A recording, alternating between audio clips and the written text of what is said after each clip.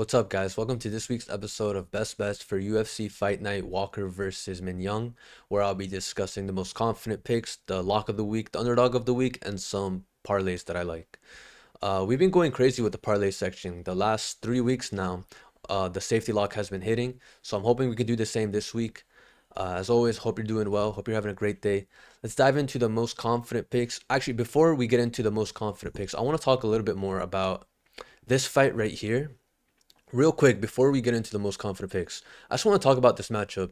You know, I was really close to flipping my pick here, and I'm not gonna flip my pick, but I noticed that Super Saiyan over here, he's a minus 500 favorite, and when I found out he was a minus 500 favorite, I have to say that this could be a major trap.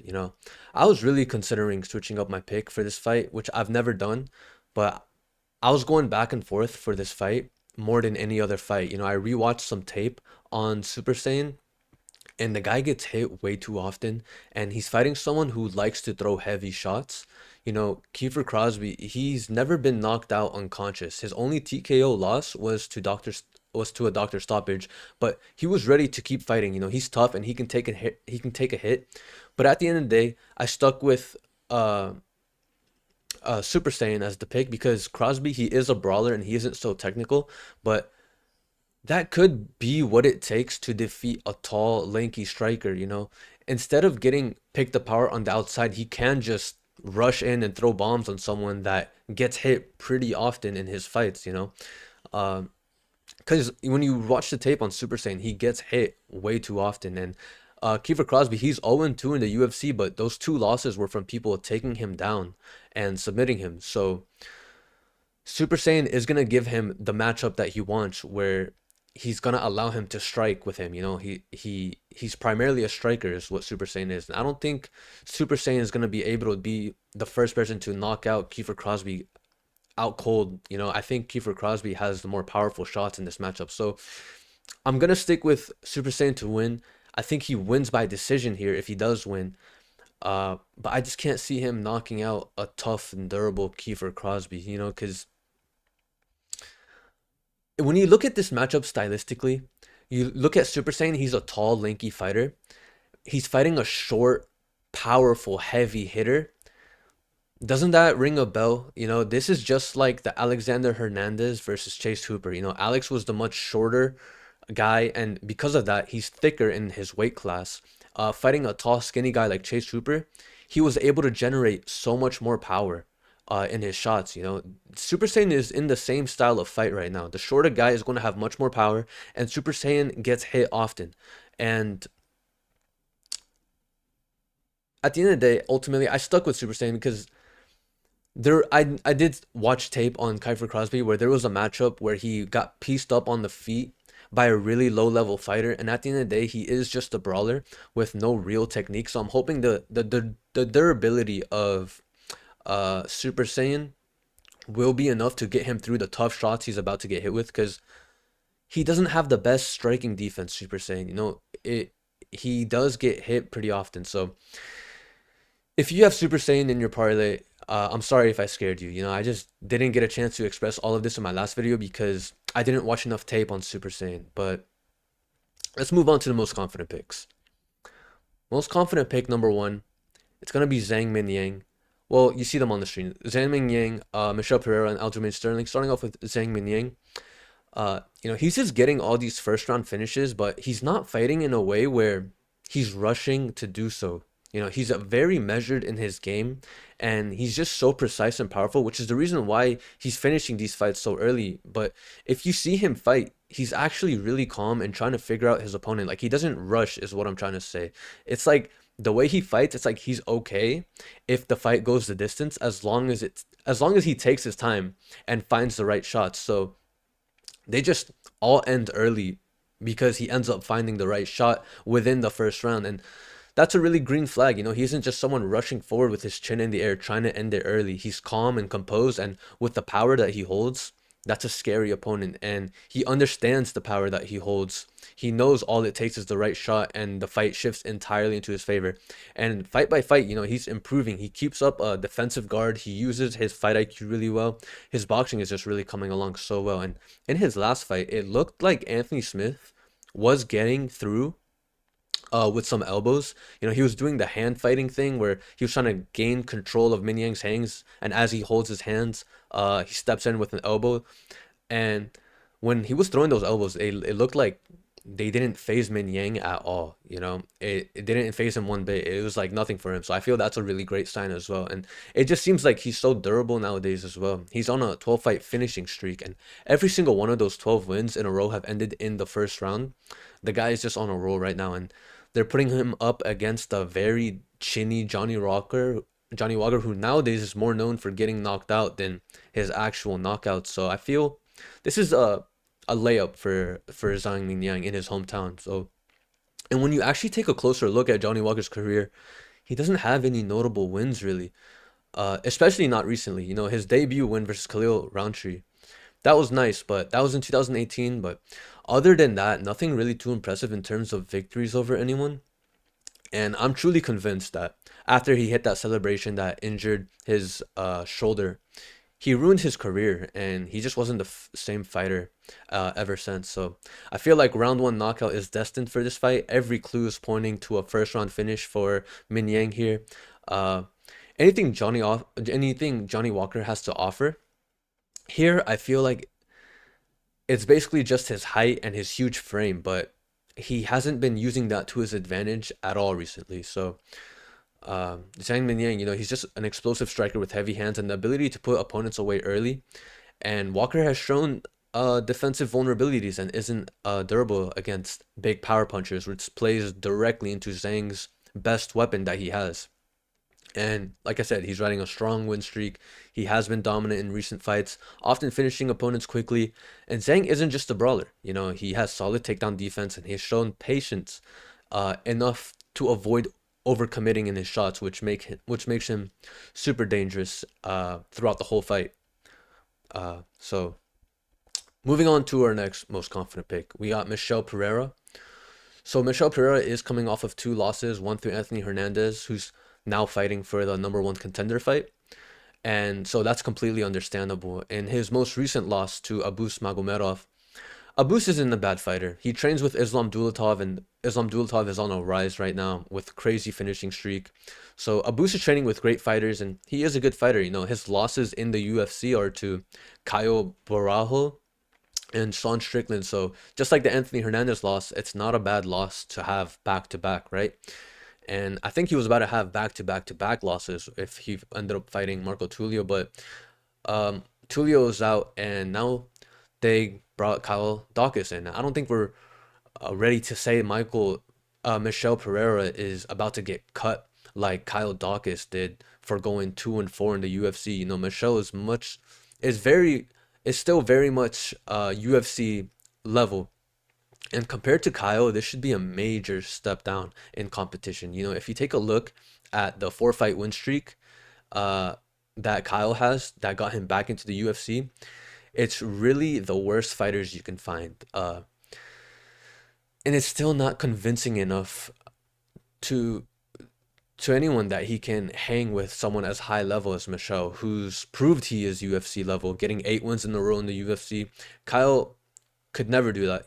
Kyle never did that. And Michel, I feel he will have a field day here. He'll be doing backflips on him. 1 second he's on the left side of the cage.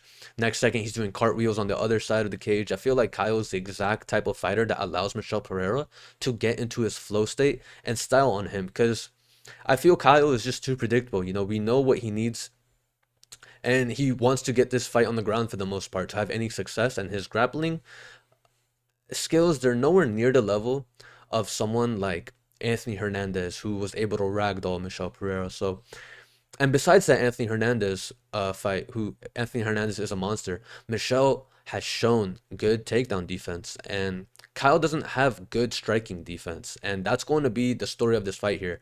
Michel will be able to land flashy shots on him, stuff takedowns, and not get held down too often. If he does get taken down, he can get back up, continue wearing on him. Michel's striking should be levels above and should be the major part of this fight. And on top of that, I think Michel has the athletic edge as well. You know, Pereira, he's a freak athlete. He's fast, powerful, unorthodox, and his striking is flashy, but it's effective. And lately, he's been fighting with more composure, which makes him even more dangerous in a style like in a matchup like this. So, I think Kyle, he tends to be hittable and can struggle with dynamic strikers. And I think Pereira's speed, his variety of strikes, his kicks, his flying knees, his spinning shots, uh, it will be a nightmare matchup for someone like Kyle, who's coming in on short notice as well, which is a big factor considering Pereira was getting ready to face a killer like Marco Tulio. So next up on the most confident pitch, we got Aljamain Sterling. So in my eyes, Ortega, he's a skilled fighter, but I just don't see him ever being good enough to hold a UFC belt. History has shown that he struggles with high level contender fights or championship bouts. So he's good, but not championship level good. Aljo, on the other hand, he still has UFC championship caliber skill set, and I think that's going to cause Ortega a lot of problems in this matchup. You know, Sterling's elite grappling and wrestling, they remain a huge advantage, and he's smart enough to avoid Ortega's dangerous submission game. You know, on the feet, Aljo's striking has come a long way compared to Ortega's more brawling street style of boxing. Aljo looks sharper and he's more technical, and he's the more disciplined defensively as well. So plus Aljo has years of championship experience, while Ortega has consistently fallen short against that caliber of opponent. So of course, Ortega submissions, they're always gonna be a threat, but you know, like if you slip up, he can grab your neck and end the fight in seconds. But Aljo isn't reckless. You know, he knows that Ortega's best weapon is his submissions, and he will be prepared for it. You know, I think Aljo is stronger as well, better in shape, and his wrestling arsenal is much more deeper. I expect this fight to come down to who can use their wrestling more effectively. And I just see Aljo as the smarter, more polished fighter in that area. His defensive awareness is sharper as well, and he doesn't take unnecessary risks like Ortega, who's willing to eat shots just to land his own. So I can see Ortega pressing forward, swinging wide, while Aljo times a duck under for a takedown or even jumps on his back while Ortega overcommits. So because Sterling knows how to hold dominant positions that clearly win rounds, while Ortega tends to kind of gamble in his fights too much and ends up hoping for a miracle submissions in big fights. So I'm making uh, Aljo the lock of the week. For me, Aljo should control this fight with his wrestling, using his strikes mainly to set up the entries. And Ortega lacks the defense, which plays into Sterling's strength, you know? Uh, and like I said, sure, Ortega could always pull off a random submission. That's really, in my opinion, his only real path. But Aljo is too experienced and technical to fall into a trap like that. You know, Ortega isn't the type of striker who's going to shock Aljo with a knockout either. You know, he's not on the Sean O'Malley level of crisp countering. And if anything, Aljo probably learned from that O'Malley loss not to overextend recklessly in his shots. So when you look at Aljo's fight with Mavzar Evloev, an undefeated Russian wrestler, he held his own and showed real composure. You know, that's a big sign. At the end of the day, if this fight does go to the distance, which it most likely will, I see Sterling having racked up too many takedowns, controlled too many dominant positions, and wore Ortega down enough to win a clear decision. And obviously the experience edge as well. You know, Sterling, former champion who's fought and beaten elite level competition at the very top of the sport. And even though he moved up to featherweight, his grappling heavy style translated very well into this new division. So his wrestling and submission games are their elite. Against Brian Ortega, who also thrives in grappling, Sterling has pace, control, and the ability to chain takedowns over and over, which makes him the more reliable fighter in this matchup. So Aljo has also proven he can adapt Mid-fight, he can manage risks and win rounds with control, which makes him a safe and confident pick compared to the others in the card. Moving on to the underdog of the week. I'm making Diyar the underdog of the week. So look, Diyar's debut was rough against Brendan Ribeiro. And honestly, after that fight, I really told myself I'm never going to bet on an out of shape fighter ever again. But this matchup is completely different. He's not going up against someone shredded and elusive like Brendan Ribeiro, you know? He's facing a guy with a build and experience level much closer to his own. So I feel like that changes things. And yes, his hype got shut down completely in his UFC debut, but I'm not ready to write him off just yet. You know, he's actually shown some positives in that fight, in his last fight. You know, when the striking wasn't working, he leaned on his wrestling and got Ribeiro down pretty easily. The problem was that Ribeiro just had slick jiu-jitsu and tons of experience to capitalize on that mistake with that Kimura. So I feel Uran doesn't bring the same submission threat or high level jiu-jitsu, so I don't see him shutting down Diyar's wrestling in the same way. And on the feet, this fight should be much more competitive. You know, both guys, they can be reckless at times in the striking exchanges, but I give Diyar the edge in speed and power. And Uran has shown some questionable fight IQ in his last fight. You know, he had Martin wobbled on the feet, then he shot for a takedown, which really didn't make much sense. So sure, Uran will have the height and reach advantage in this matchup, but he's not nearly as quick or sharp on the feet as uh Brendan Ribeiro was when he fought Diyar, you know. So that means Diyar should be able to close the distance and land heavy shots. And on top of that, I feel the wrestling favors Diyar as well. You know, he's strong enough to push Uran against the cage, drag him down, and grind him out if that's what it comes to. And if he comes in shape for this fight in this time, I think he can outdog Uran, make it gritty, and use that power speed wrestling mix to his advantage. So I think he will learn from his UFC debut. You know, he missed weight, he looked out of shape, and he got dominated. But I feel it was his debut and he was unprepared. And fighters often make big leaps after their debut. And Diyar has the raw skills that, with better discipline, make him much more dangerous than what he showed on that night. You know, his debut really humbled him, and that tends to sharpen a fighter's focus going forward.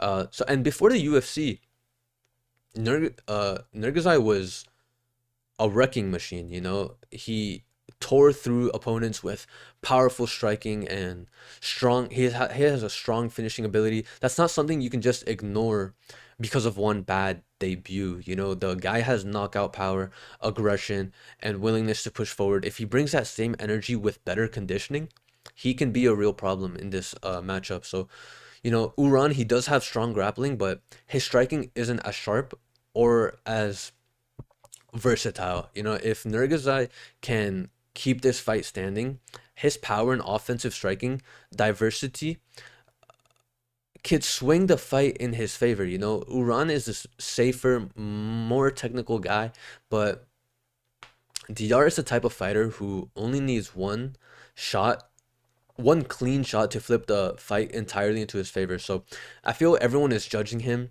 by his UFC debut, but stylistically, he's dangerous to anyone who can't take a hard shot or who struggles when they're pressured. So when you have an underdog with proven finishing ability and clear adjustments that they can make, that's always worth a look, you know.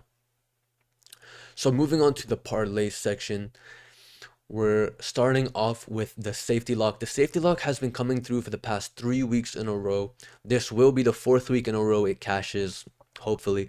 We're starting off with Aljamain Sterling, the lock of the week, with Kavanagh and Johnson over 2.5 at -160 odds. It's pretty decent for a safety lock. Not the same odds as we had last week, near plus money for a safety lock. But, you know, Sterling, he has proven championship level. He's a proven championship level wrestler with great fight IQ. His grappling heavy style usually means he's controlling the fights rather than risking wild exchanges. So this is a safe pick in my opinion. And when you look at the over 2.5 in the Charles Johnson and Loner Kavanagh fight, Charles Johnson has gone to a decision in 7 out of his 8 last fights, I believe. And Loner has been going to the decision in his last two, and both times he was fighting a tall, lanky striker, and he becomes very patient. And when he fights these types of fighters, kind of like Charles Johnson, he tends to snipe from the outside, maintains range, tries to wrestle, and this has judges' scorecards written all over it. And Johnson, he's never been finished in all his years of fighting, and obviously Loner is undefeated, so he hasn't either. So it's two durable guys, and I'm almost certain this goes to the decision, and it works because Sterling, he has many tools for Ortega, and stylistically, the Loner and Johnson matchup, it's set up to go to a the it's set up to go to the a decision. So moving on to the ultimate lock at -140, taking the main event and the co-main event. Sterling, we already covered. He has elite grappling, probably the safest pick of them all, in my opinion. You're pairing that up with Zhang Mingyang, the explosive striker with real finishing ability. He has huge speed and power edge against Johnny Walker, and Johnny Walker tends to get clipped and fold under pressure, so it works because you got a clean striker with Mingyang with a dominant grappler with Sterling. Both matchups stylistically favor them, and at -140, it keeps it pretty affordable for the ultimate lock. And moving on to an even more affordable line, we got Sterling and Pereira at -115. Sterling, he's the anchor pick again, the lock of the week. We're pairing him up with Michel Pereira. He did have a wild style, Michel Pereira, earlier in his career, but since moving up to this new weight class in middleweight, he has been much more disciplined, I feel. He has sharp, flashy striking in a more composed way, and his size is now a big advantage in this weight class. So I feel he can be able to stay on the feet and dominate this matchup, stuffing takedowns and winning the striking exchanges by very clearly winning the striking exchanges. So it works because you're basically anchoring Sterling's grappling edge with Pereira's newfound discipline at 185. So together they cut the juice to a coin flip line, which is great value. So moving on to our next parlay, we got the three most confident picks. Everyone I just mentioned, all the fighters I just mentioned, the most confident picks. You're pairing that up. It's the trio: Sterling, the elite grappler; Pereira, the sharp striker;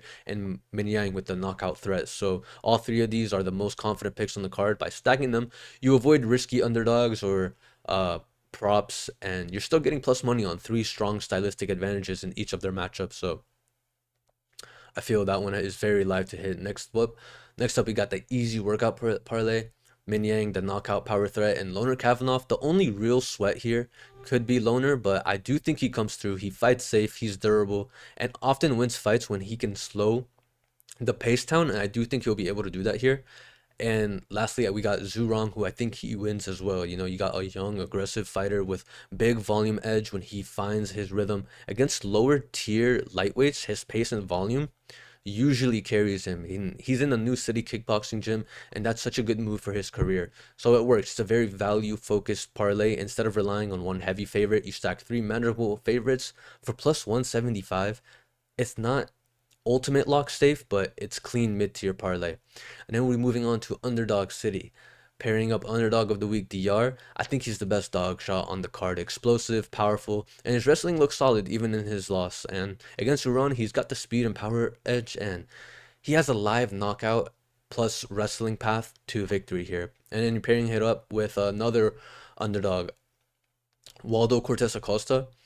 He's a big heavyweight underdog, and he's durable. He throws high volume for the division. I think he can easily outwork someone who can have low output at times and sneak a decision win here.